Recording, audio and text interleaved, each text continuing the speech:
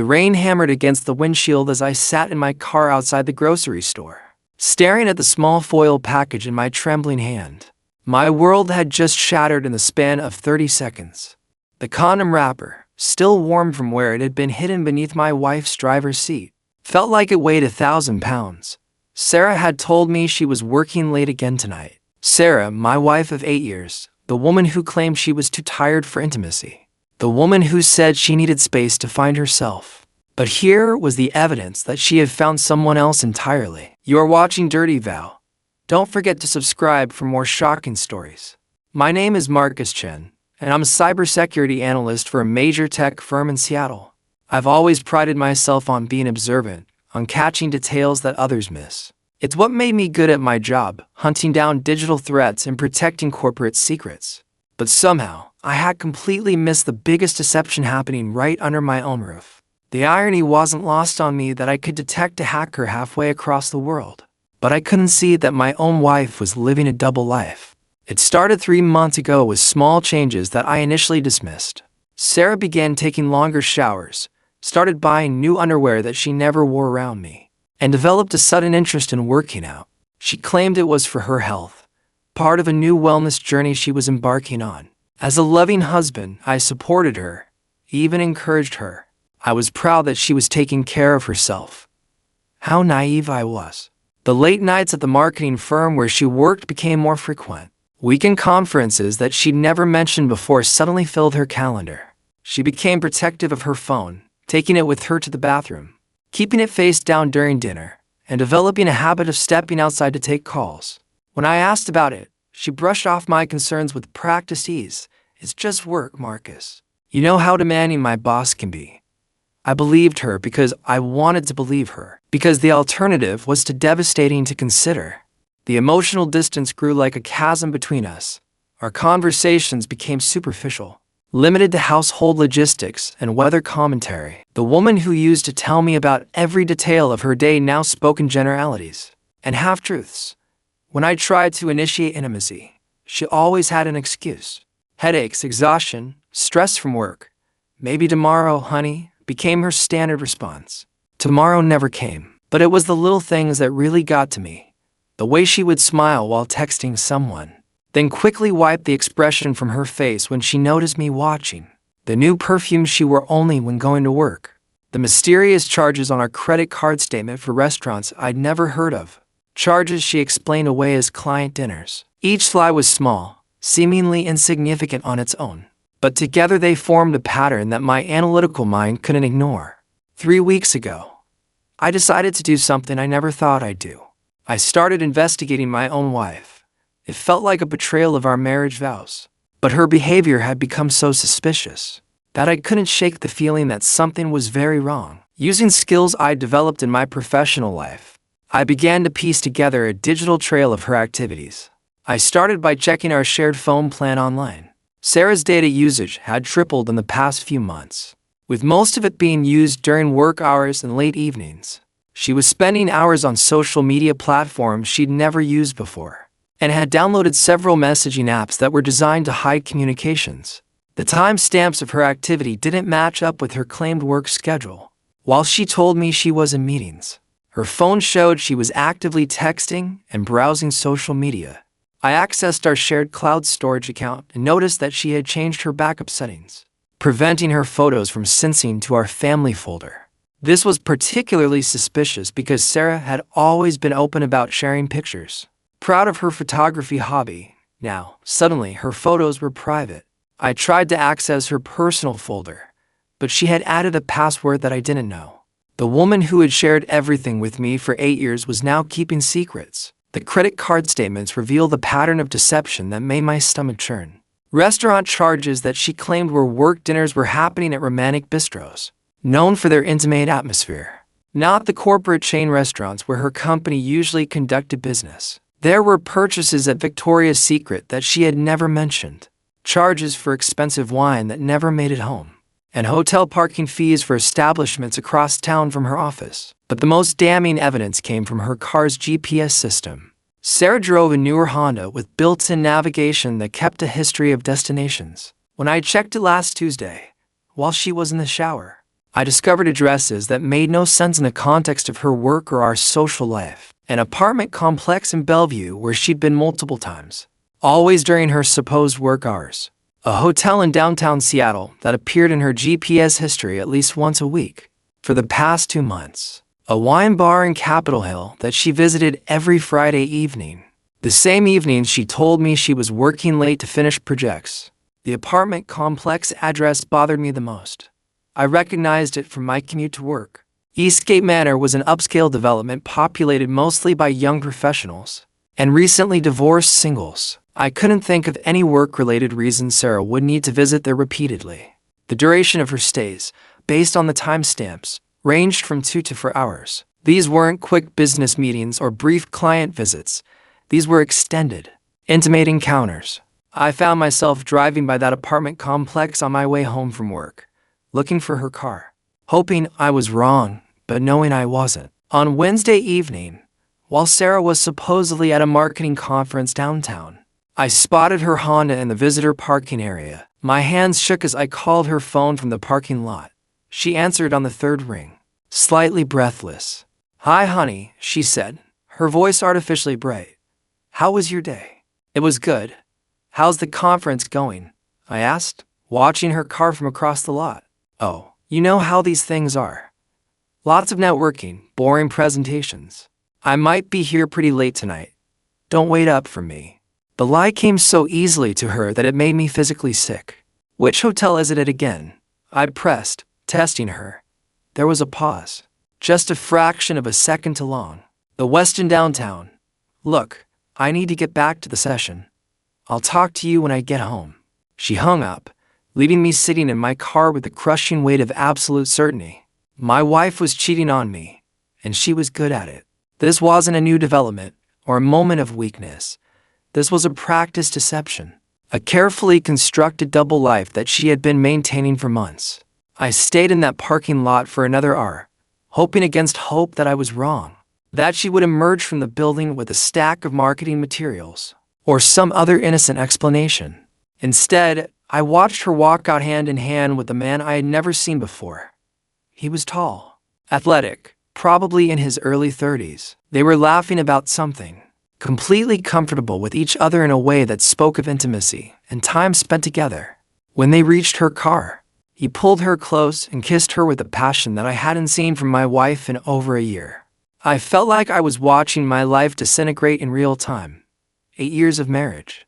All the dreams we had shared, the house we had bought together, the future we had planned. All of it was built on a foundation of lies.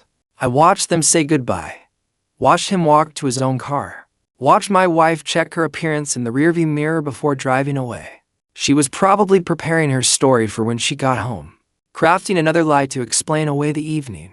That night, when she finally came home at nearly midnight, she slipped into bed beside me with the smell of unfamiliar cologne clinging to her clothes. She whispered that she loved me, the same words she had been saying for 8 years, but now they felt like daggers in my chest. How long had those words been empty? How long had she been saying them while thinking of someone else? I lay awake until dawn, staring at the ceiling, trying to figure out my next move. Confronting her immediately felt too dangerous. She had become an expert at deception, and I knew she would have explanations prepared for everything I had discovered. She would gaslight me, make me doubt my own observations, convince me that I was being paranoid and controlling. I needed irrefutable proof, something she couldn't talk her way out of. The following day, I made a decision that went against every moral fiber of my being. I installed a GPS tracking app on her phone. It was a violation of her privacy, but she had already violated our marriage vows. I told myself that I needed to know the truth, not just for my own peace of mind, but for practical reasons. If I was going to divorce her, I needed evidence. Washington is a no-fault divorce state, but infidelity could still impact asset division and spousal support. The tracking app revealed a pattern that was both predictable and devastating. Every Tuesday and Friday, Sarah would leave work and drive directly to Eastgate Manor. She would stay for 2 to 3 hours before going to various restaurants or bars, presumably with her lover. On weekends, while I thought she was at the gym or running errands, she was often at his apartment, Her entire life had become a carefully choreographed dance around their affair. I began to recognize the signs I had been missing, the way she would check her phone and smile, the new clothes that appeared in her closet, the sudden interest in activities in places she had never cared about before. She was living two completely different lives, and she was remarkably good at keeping them separate, until today. This morning, Sarah mentioned that her car was making a strange noise and asked if I could take it to the mechanic while she was at work. It was the first time in months that she had trusted me with her car, probably because she was confident that she had covered her tracks. I agreed, seeing it as an opportunity to search for any physical evidence she might have left behind. I had planned to look through her glove compartment and center console, maybe check for any receipts or notes she might have left behind. I never expected to find what I found.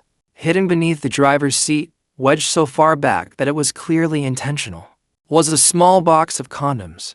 Not just any condoms, but the expensive kind. The type that came in discreet packaging. The type that someone would buy if they were planning regular, ongoing encounters. What made it worse was that Sarah and I had been trying to conceive for the past year. She had been taking fertility medications, tracking her ovulation, insisting that we needed to be more strategic about timing our intimacy. Meanwhile, she was carrying protection in her car for her extramarital activities. The level of deception was breathtaking. Sitting in that parking lot, holding the evidence of my wife's betrayal, I realized that my marriage was over.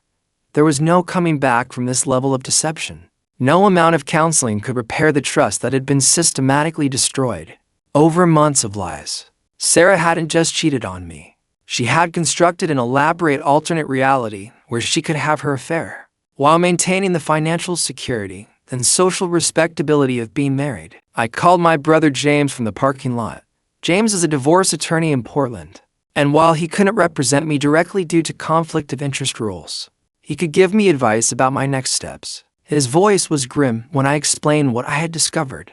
"Marcus, I'm sorry this is happening to you, but you need to act strategically now. Don't confront her yet. Document everything you can. Take photos of the condoms, print out the credit card statements, save the GPS data. In Washington, you're going to want to show a pattern of deceptive behavior, especially if there are significant assets involved." "What about the house?" I asked. "We had bought our home 3 years ago, and it represented most of our joint wealth. That's going to depend on how you handle this. If you can prove that marital assets were used to support her affair, that could work in your favor. Those restaurant bills, hotel charges, gifts, it all adds up, but you need documentation." I spent the rest of the day gathering evidence.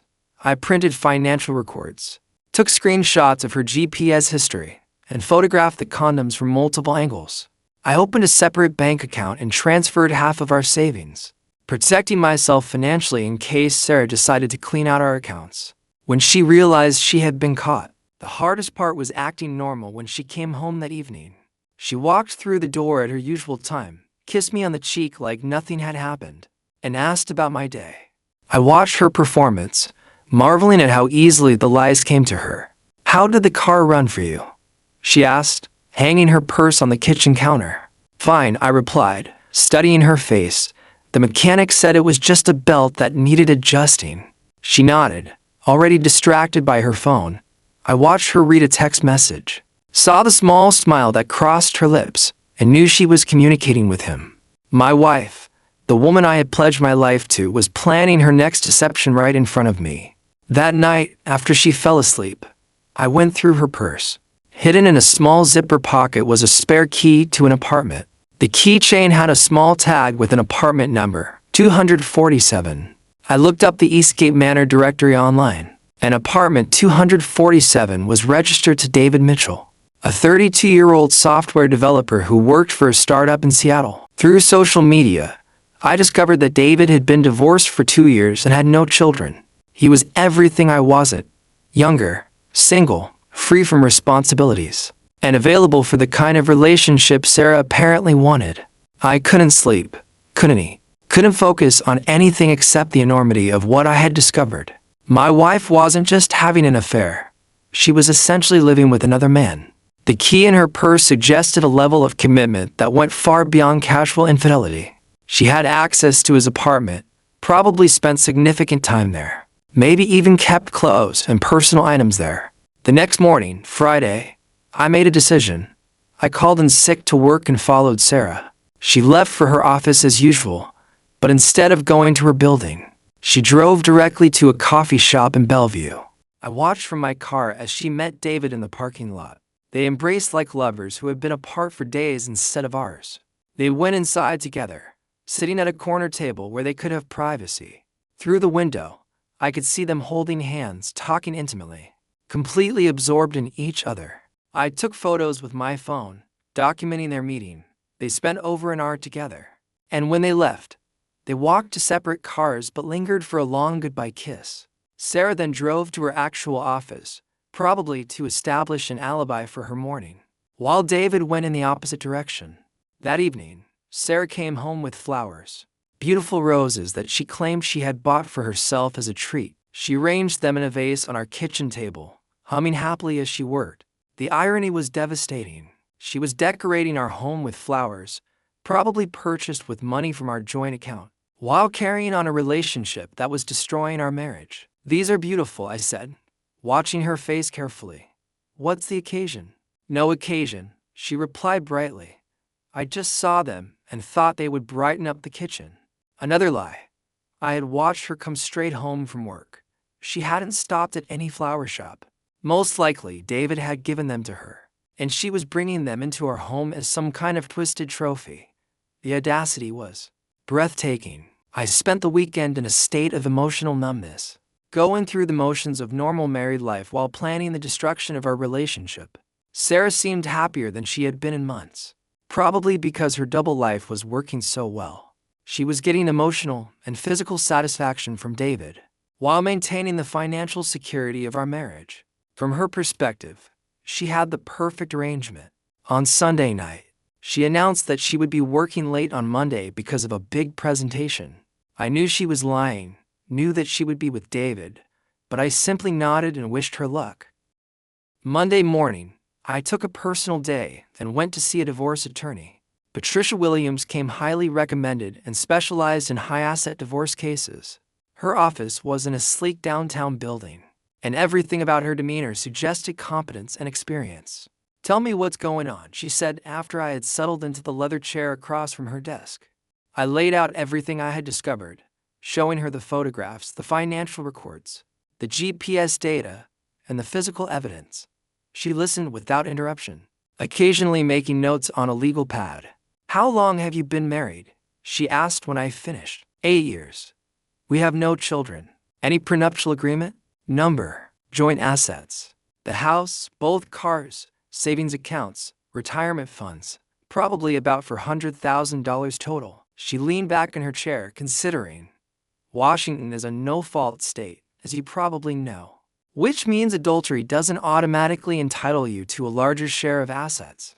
However, if marital funds were used to support the affair, that's something we can work with. Those restaurant bills, hotel charges, gifts, they represent a dissipation of marital assets." "What's my next step?" "We file for dissolution of marriage. Based on what you've shown me, I think we can make a strong case for an unequal distribution of assets. The key is timing.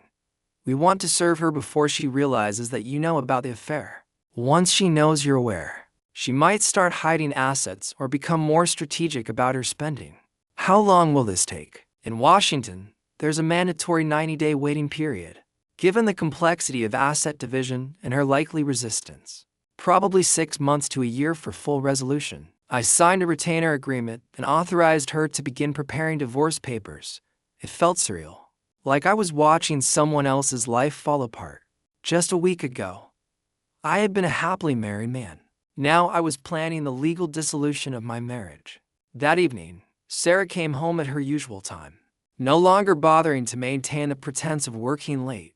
She was in a good mood, chatty and affectionate in a way that made my skin crawl. She talked about her day, her upcoming projects, and plans for the weekend, all while I sat there knowing that her entire narrative was fabricated. "I was thinking we should take a vacation soon," she said over dinner.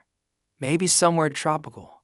We both work so hard, and I feel like we need some time to reconnect." The suggestion was so insulting that I almost laughed. She wanted to use our joint savings to pay for a romantic getaway. to help her feel better about cheating on me. Or maybe she was feeling guilty and thought a vacation would ease her conscience. Either way, it was never going to happen. That sounds nice, I replied. Let's talk about it after things settled down at work. She smiled and reached across the table to squeeze my hand. Her touch, which had once brought me comfort and joy, now made me feel sick. How could she sit there, holding my hand and planning a vacation, while maintaining a sexual relationship with another man? The level of compartmentalization was sociopathic. Tuesday morning, Sarah left for work with a spring in her step. I knew she was looking forward to seeing David, probably had been texting him all weekend, making plans for their afternoon together. The GPS tracker confirmed my suspicions. By 10 a.m., she was at Eastgate Manor. I drove to a nearby coffee shop and waited. Patricia had advised me to document as much as possible, so I sat in the parking lot with a clear view of the apartment building, taking photos of Sarah's car and noting the times of her arrival and departure. At 1:30 p.m., David walked out to his car alone. 30 minutes later, Sarah emerged, checking her appearance in her phone camera before getting into her Honda. The routine was so established, so practiced, that it was clear this had been going on for much longer than I had initially suspected. How had I been so blind? How had I missed all the signs for so many months? That afternoon, I made a decision that I knew would change everything. I called Sarah at work. "Hi, honey," she answered, slightly out of breath. She was probably rushing back from David's apartment, trying to establish an alibi. "I'm making dinner tonight," I said. "Your favorite. Salmon with that lemon butter sauce you love." "That sounds wonderful.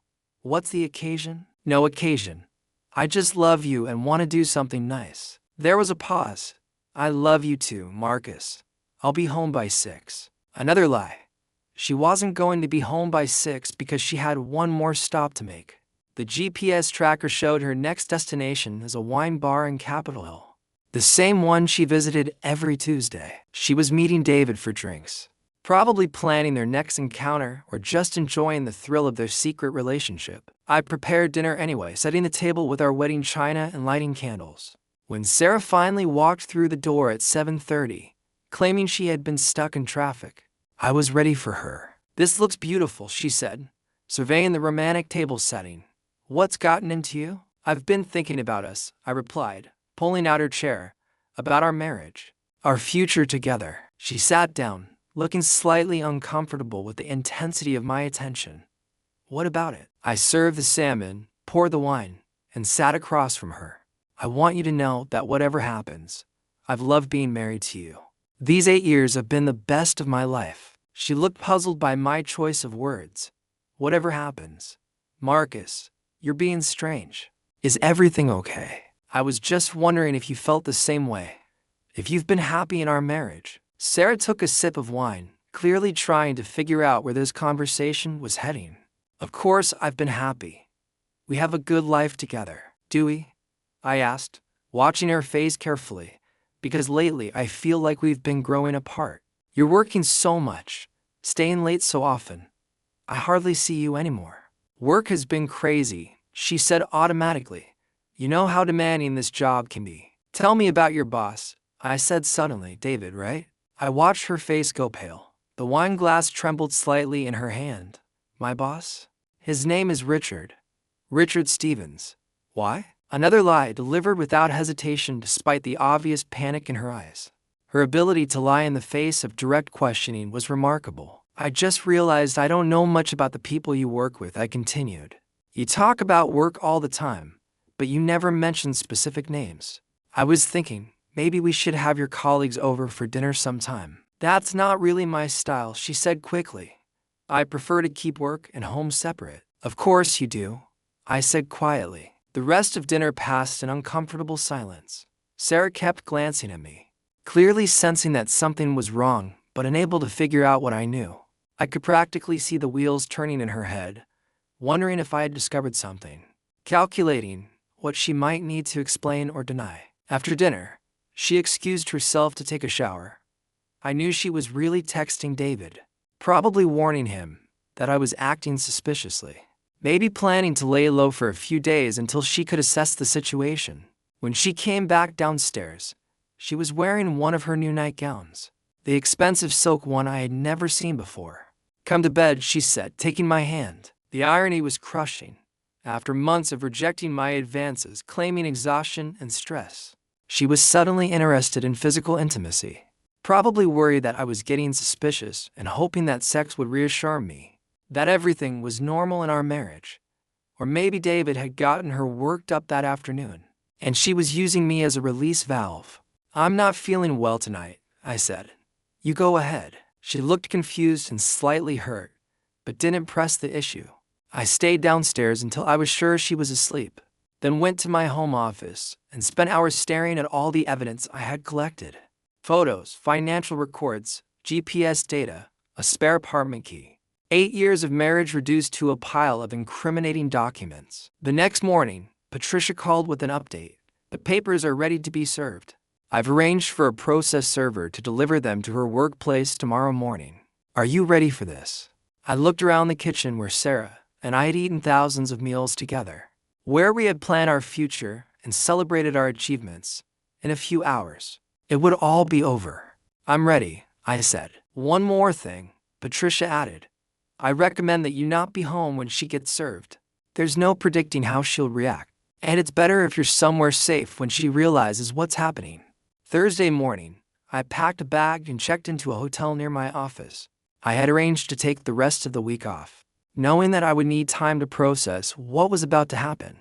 At 10 a.m., Patricia texted me, "Papers delivered. She knows." My phone started ringing 20 minutes later. Sarah's name appeared on the screen, but I let it go to voicemail. She called 17 more times over the next hour, each call going unanswered. Finally, she sent a text, "Marcus, please call me. We need to talk. This is all a misunderstanding." Even faced with divorce papers that detailed her adultery and the evidence I had collected, she was still trying to convince me it was a misunderstanding. The denial was breathtaking. Patricia called that afternoon with Sarah's first response. Her attorney wants to meet. She's claiming the affair is over and wants to try marriage counseling. She's also questioning the evidence you collected, claiming you violated her privacy. "What's your recommendation?" "We proceed with the divorce. The marriage is over, Marcus. Even if she ends the affair, you'll never be able to trust her again." The level of deception she maintained for months indicates a fundamental character problem that counseling can't fix. That evening, Sarah showed up at my hotel. I watched from the window as she paced in the parking lot, clearly trying to work up the courage to come upstairs. When she finally knocked on my door, I almost didn't answer. "Please," she said through the door. "Just give me 5 minutes to explain." Against my better judgment, I opened the door. Sarah looked terrible, her eyes red from crying, her usually perfect appearance disheveled. For a moment, I felt sorry for her, remembering the woman I had fallen in love with 9 years ago. "It's over," she said immediately. "I ended it with David as soon as I got the divorce papers. Marcus, I made a terrible mistake, but it doesn't have to destroy our marriage."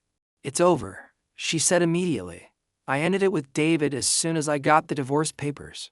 Marcus, I made a terrible mistake, but it doesn't have to destroy our marriage." "What? How long have you been sleeping with him?" She looked down at her hands. "For months." Another lie, based on the credit card records and GPS data. It had been going on for at least 7 months. She was still lying, even faced with the end of our marriage, still trying to minimize the damage and control the narrative. "The condoms in your car," I said. "The spare key to his apartment. The fact that you've been using our money to pay for your dates with him for months." Her composure cracked. "Okay, longer. But Marcus, it didn't mean anything. It was just physical. You're the one I love. You're the one I want to be married to." "Then why?" I asked. "Why risk everything we built together for someone who didn't mean anything?" Sarah sat down on the hotel room's single chair, her shoulders shaking with sobs. I felt trapped. She whispered, like my life was over at 34, like I had settled into this middle-age routine and would never feel excited or desired again. "David made me feel young and beautiful and alive. So, you decided to have your cake and eat it too. Keep the financial security of being married to me while getting your emotional and physical needs met by him." It wasn't like that. It was exactly like that, Sarah. You've been living a double life for months, lying to me every single day, using our joint money to finance your affair. You didn't make a mistake. You made hundreds of deliberate choices to deceive me. She looked up at me with desperate eyes. I'll do anything to fix this. Counseling, therapy, whatever you want. I'll be completely transparent about everything. I'll give you all my passwords. Let you check my phone, anything. The marriage is over, I said quietly. I can never trust you again. Every time you're late coming home, every time you go out with friends, every time you say you're working late, I'll wonder if you're lying. I can't live like that. Please don't do this, she begged. 8 years, Marcus. Don't throw away 8 years because I made a mistake. You threw away 8 years, I corrected. I'm just acknowledging that they're gone. She cried for another 20 minutes, alternating between apologies and promises and accusations that I was being unreasonable. Finally, she left, but not before asking if she could stay in our house while the divorce was being finalized. I told her to talk to her attorney. The divorce took 11 months to finalize. Sarah fought me on asset division, claiming that her affair was a symptom of problems in our marriage rather than the cause of them. She demanded spousal support, arguing that she had sacrificed career opportunities to support my career advancement. Her attorney painted me as a controlling husband who had driven her to seek affection elsewhere. None of it worked. The evidence was too overwhelming, the pattern of deception too extensive. The judge awarded me 60% of our joint assets, including the house. Sarah was ordered to reimburse me for the marital funds she had spent on her affair, a sum that totaled nearly $15,000. She received no spousal support. David ended their relationship while the divorce was pending, apparently unwilling to deal with the drama and legal complications. Sarah tried to reconcile with me several times during the process, but I never wavered in my decision. Trust, once broken so completely, could never be repaired. Today, 2 years later, I live alone in the house we once shared. I've redecorated, removing every trace of our life together. But sometimes I still catch myself listening for her key in the door. The betrayal changed me in ways I'm still discovering. I'm more suspicious, more guarded, slower to trust, but I'm also stronger, more independent, more certain of my own worth. Sarah remarried last year to a man she met through an online dating service. I heard through mutual friends that she's pregnant with her first child. I'm happy for her, genuinely. I hope she's learned from the mistakes she made in our marriage and can be faithful to her new husband. I hope her child never has to experience the kind of deception that destroyed our family. As for me, I'm taking things slowly, dating occasionally, but not looking for anything serious. The scars from Sarah's betrayal run deep, and I'm not ready to make myself vulnerable to that kind of pain again. Maybe someday I'll meet someone who can help me trust again. Someone who values honesty as much as I do. But I know now that I'd rather be alone than be with someone who can look me in the eye and lie without hesitation. I'd rather have an empty house than a marriage built on deception. Sarah taught me that love without trust is just elaborate pretending. And I'm done pretending that betrayal can be forgiven or forgotten. The condom wrapper I found in her car 2 years ago sits in my desk drawer. A reminder of how close I came to spending the rest of my life with someone who saw our marriage as a convenience rather than a commitment. Sometimes the most painful discoveries are also the most liberating. Sometimes finding out the truth, no matter how devastating, is the only way to reclaim your life. And sometimes the person you trust most in the world is the one most capable of destroying you. But surviving that destruction, rebuilding from the ashes of a life you thought you knew, that's where real strength is found. That's where real life begins.